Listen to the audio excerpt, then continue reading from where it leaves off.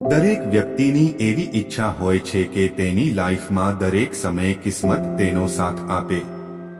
જો કે મહિલાઓ અને પુરુષ બંનેના શરીર પર કેટલાક નિશાન હોય છે જેનાથી તેમની કિસ્મત કેવી છે એ જાણી શકાય છે। કેટલાક નિશાન એવા હોય છે જેને ભાગ્યશાળી માનવામાં આવે છે।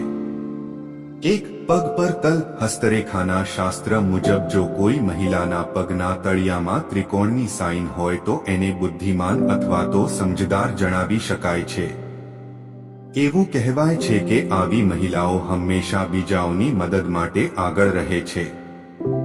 2. નાભી પાસે તલ એવું કહેવાય છે કે કોઈ મહિલાની નાભીની નીચે અથવા તો એની આસપાસ તલ અથવા તો મસો હોય તો તેને ફેમિલી માટે ખૂબ જ શુભ માનવામાં આવે છે। આ નિશાન તેમને ભાગ્યશાળી બનાવવાની સાથે સુખી સમૃદ્ધ બનાવવાનો સંકેત પણ આપે છે। 3. જે મહિલાનો પગનો અંગૂઠો લાંબો હોય તેણે લાઈફમાં ઘણા દુઃખ સહન કરવા પડે છે। જો કે મહિલાનો અંગૂઠો જાડો, ગોળ અને લાલ હોય તો તેને ભાગ્યશાળી માનવામાં આવે છે। 4. શાસ્ત્રો મુજબ જે પણ મહિલાના પગના તળિયા પર શંખ, કમળ અથવા તો ચક્ર જેવી આકૃતિ બની હોય તેને ઘણી ભાગ્યશાળી કહેવામાં આવે છે। આવી મહિલાઓ કંપનીમાં મોટા પદ પર હોય છે અથવા તો તેના નસીબને કારણે તેનો પાર્ટનર મોટા પદ પર હોઈ શકે છે। 5. જો કોઈ મહિલાની નાકની આસપાસ તલ અથવા તો મસો હોય તો એને ખરેખર ગુડલક માનવામાં આવે છે। તેમની લાઈફમાં સુખ, શાંતિ અને સમૃદ્ધિ બની રહે છે। 6. જે મહિલાઓની જીભ ખૂબ જ ગુલાબી અને કોમળ હોય તેમને ખુશીઓની પ્રતીક માનવામાં આવે છે।